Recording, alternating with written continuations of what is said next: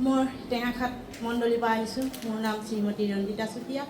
মোৰ স্বামী গাঁৱৰ দিগন্ত চুতীয়া। মই এটি সাক্ষ্য দিব লৈছোঁ।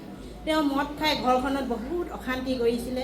এতিয়া ঈশ্বৰে আমাক শান্তি দিলে। সেই মদ পানীৰ পৰা তেওঁ আজি মুক্ত পালে আৰু অসম্ভৱকো সম্ভৱ কৰিলে। মোৰ এটি গৃহ নিৰ্মাণ কৰি দিলে ঈশ্বৰে। সেয়ে মই ঈশ্বৰক ধন্যবাদ জনাইছোঁ। মোৰ নাম শ্ৰী জিতু বৰা। মই গোগাঁৱৰ পৰা আহিছোঁ। মোৰ এটা অসুখ হৈছিলে পেটৰ বিষ।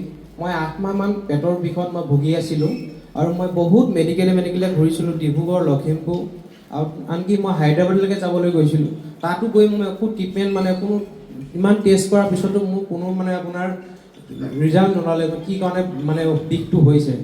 লাষ্টত মই যেতিয়া এনেকৈ থাকি মই আমাৰ ঘিলামৰা এগৰাকী দাসী নমিতা বাইদেউক মই লগ পালোঁ।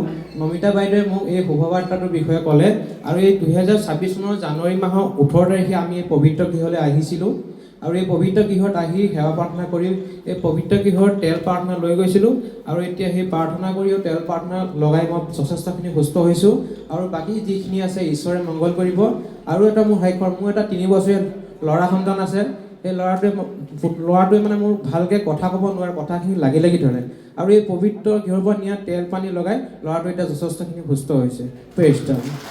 আৰু এটা সাক্ষ্য, মই এই পবিত্ৰ গৃহলৈ টকা 2000 আগবঢ়াম বুলি মনতে ভাবিছিলোঁ। আজি পিতাহঁতক অৰ্পণ কৰিলোঁ।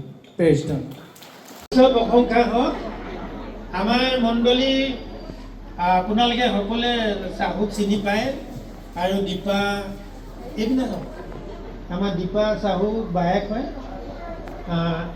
তাই জীয়েকে প্ৰাৰ্থনা কৰি বহুত ডাঙৰ এটা চাকৰি পালে হায়দৰাবাদত।